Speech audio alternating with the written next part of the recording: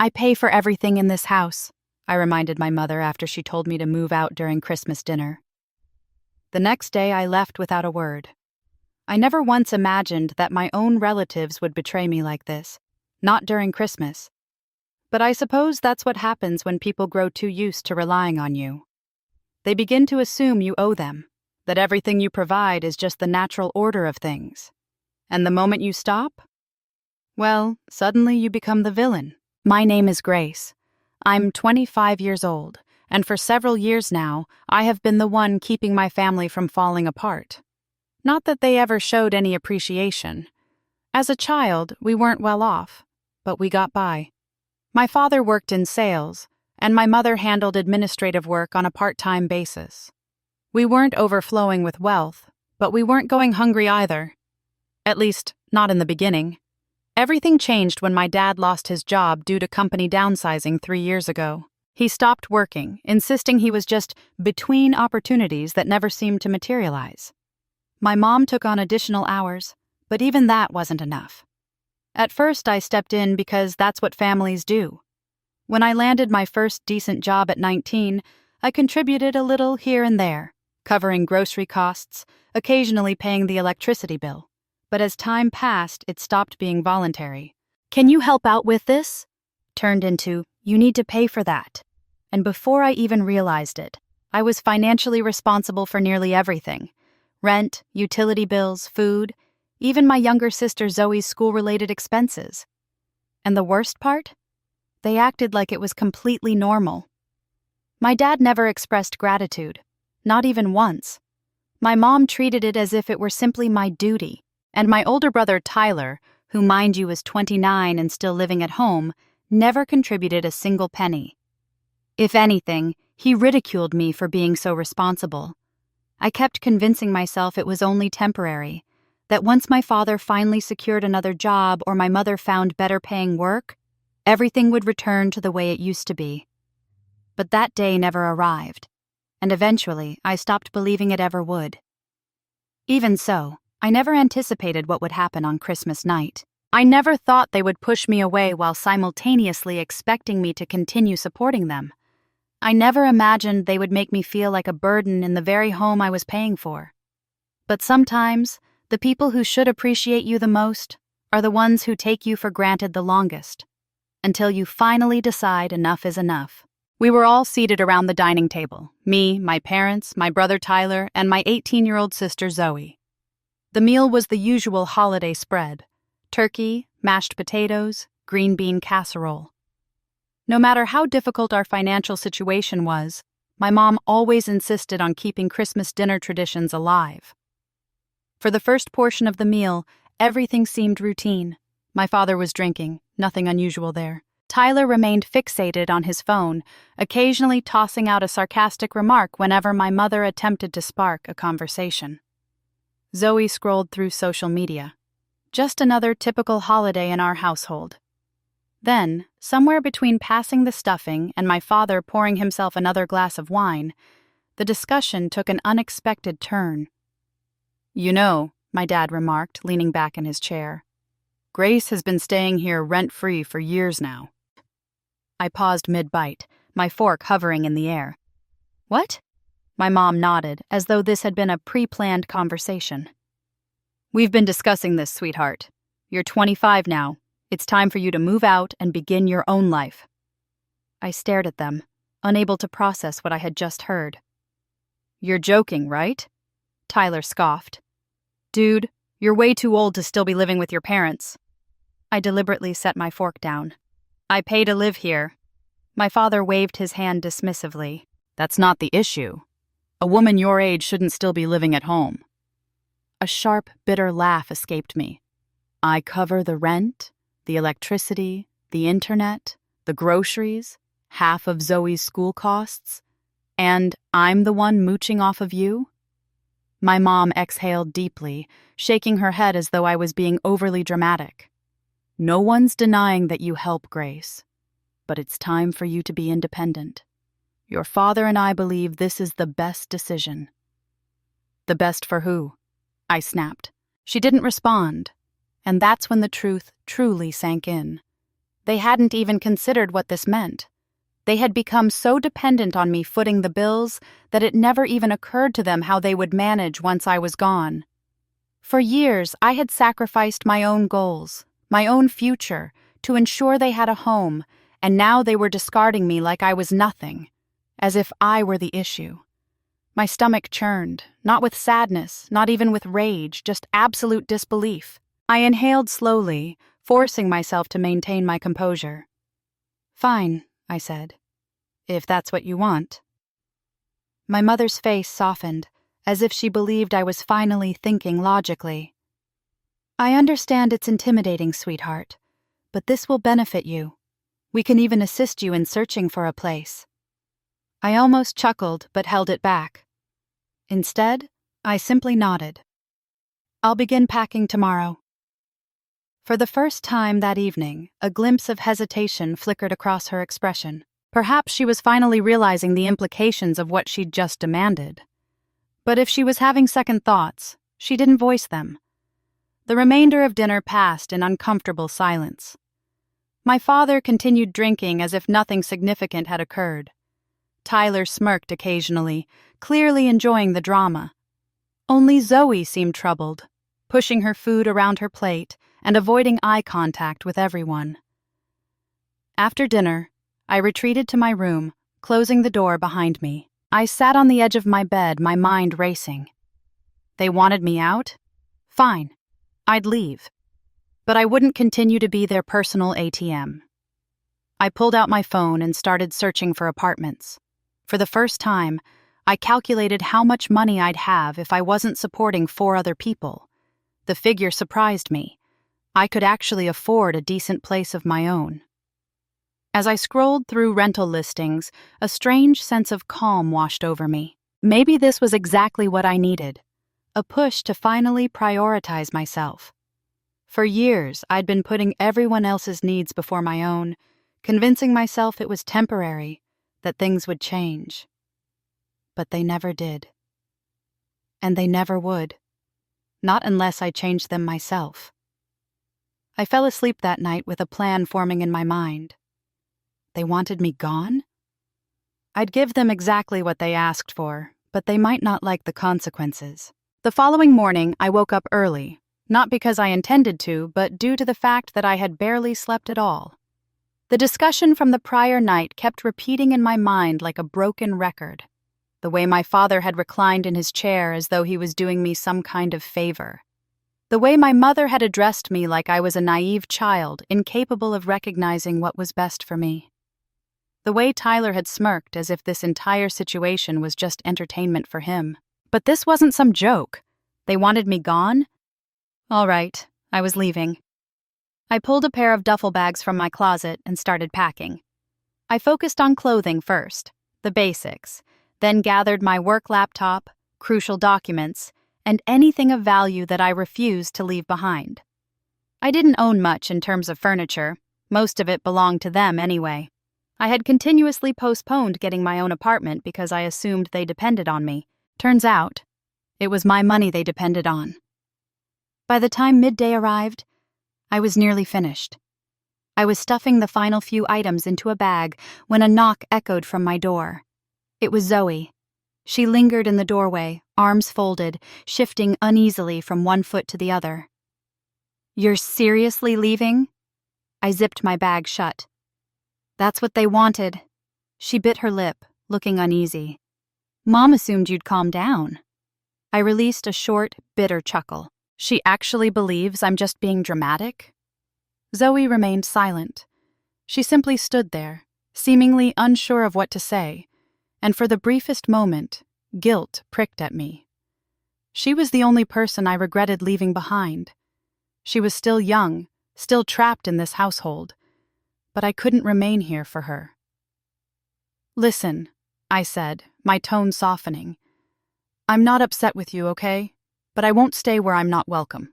She nodded slightly, but quickly averted her gaze, as if she didn't want me to see whatever emotion was written on her face. Then, without another word, she turned around and walked away. I let out a deep sigh and grabbed my bags. It was time to go. When I descended the stairs, the living room was vacant. For a brief second, I thought I might be able to slip out unnoticed, without another conversation. But just as I reached the front door, my mother stepped in from the kitchen. Her eyes flickered toward my bags, and she hesitated. "You're really leaving now?" I stared at her.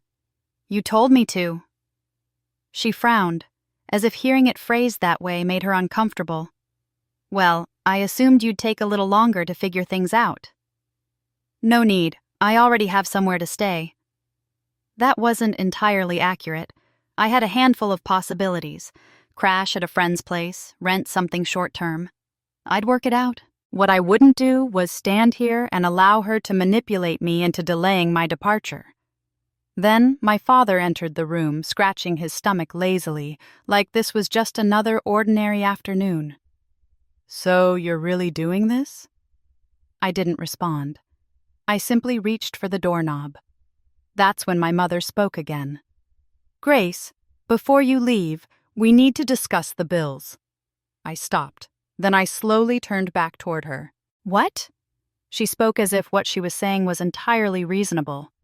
"I understand that you're moving out, but we still require assistance with rent and utilities. We were thinking you could continue sending some money, at least temporarily." I stared at her, convinced I must have misheard. "You must be joking." She shook her head. "I'm not. We can't afford everything by ourselves right now, and you've been contributing for such a long time.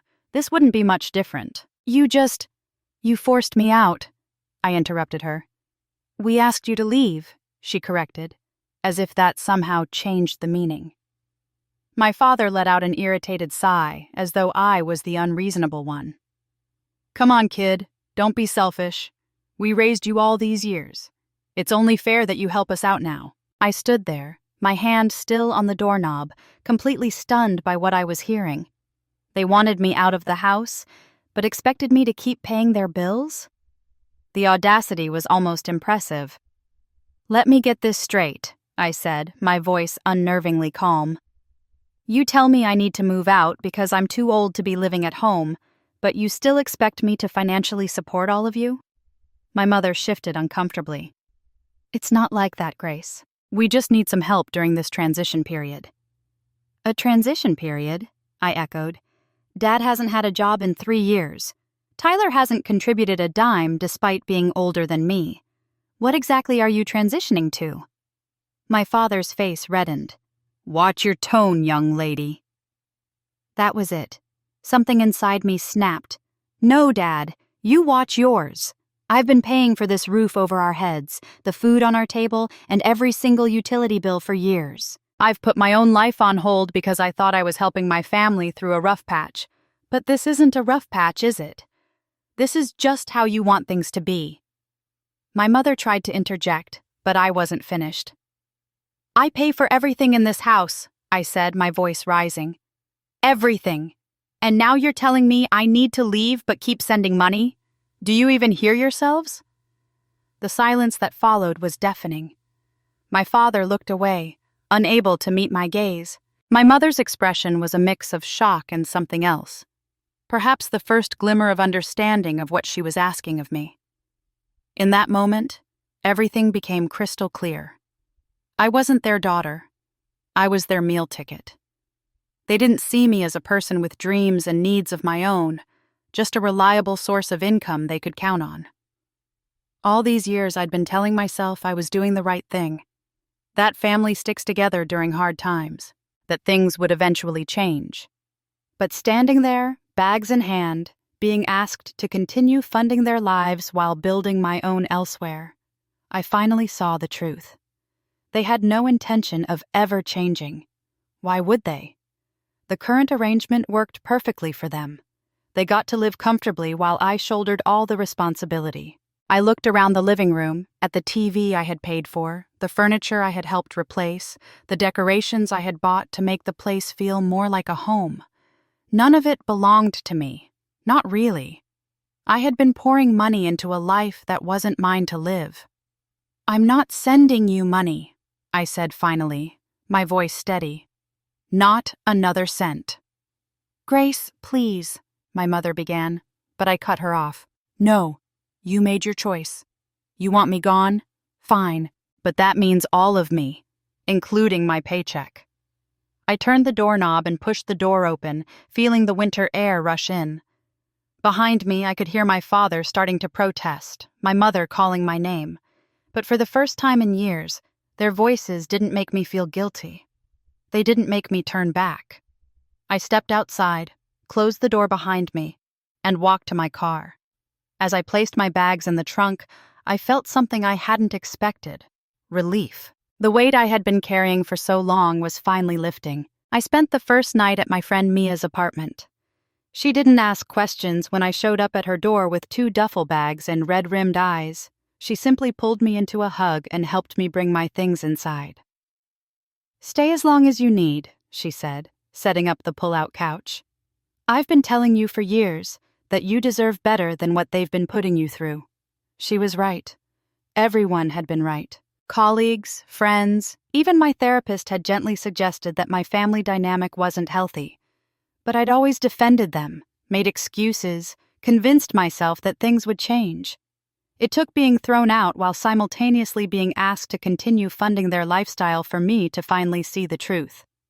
That first week was a blur of apartment hunting, budget recalculations, and ignored calls from my parents. They called relentlessly for the first 3 days, then switched to texts when I wouldn't pick up.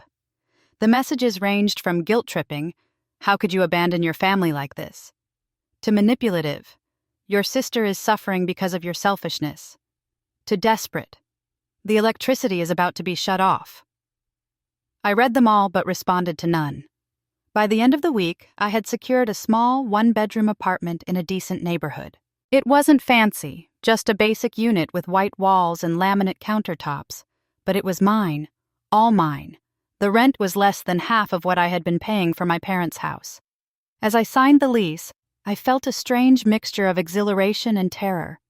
For the first time in my adult life, I was truly on my own. Moving in was quick. I didn't have much. Mia helped me carry my bags up to the 3rd floor, and we celebrated with cheap takeout on my empty living room floor. "To new beginnings," she said, raising her plastic cup of soda in a toast. "To new beginnings," I echoed, though my voice wavered slightly. After she left, I sat alone in my new space, surrounded by bare walls and empty rooms. The silence was deafening. For years, I'd been surrounded by the constant noise of my family: my father's blaring TV, Tyler's video games, my mother's phone conversations. Now there was nothing but the occasional sound of a neighbor's footsteps above me. I pulled out my phone and saw 3 new messages from my mother. "Tyler needs money for his car payment." "Your father is very disappointed in you." "When are you coming to your senses?" I took a deep breath and did something I should have done years ago. I blocked their numbers. All of them except for Zoe's. She was the only one I couldn't bring myself to cut off completely. The next morning, I woke up on my air mattress. A proper bed was still on my to-buy list, and felt something unexpected: peace. There was no one demanding my attention, no bills waiting to be paid with money I couldn't spare, no walking on eggshells around my father's moods, just quiet possibility. I made a cup of coffee and sat by the window, watching the neighborhood come to life. For the first time in years, I allowed myself to think about what I wanted, not what my family needed, not what would keep the peace, but what I, Grace Mitchell, actually wanted from life. I'd always dreamed of going back to school, finishing my degree in graphic design. With the money I was saving by not supporting 4 other people, that suddenly seemed possible. I could take evening classes, build a portfolio, maybe even start freelancing on the side. By the end of the month, I had furnished my apartment with secondhand finds and budget-friendly basics. It wasn't perfect, but every item in it was chosen by me. For me. I enrolled in 2 night classes at the local community college and set up a small workspace in the corner of my living room. One evening, as I was working on a design project, my phone lit up with a text. It was Zoe. "Can we meet? Just us, please?" I hesitated. Part of me worried it was a trap, that my parents had put her up to it. But Zoe had always been different from the rest of them.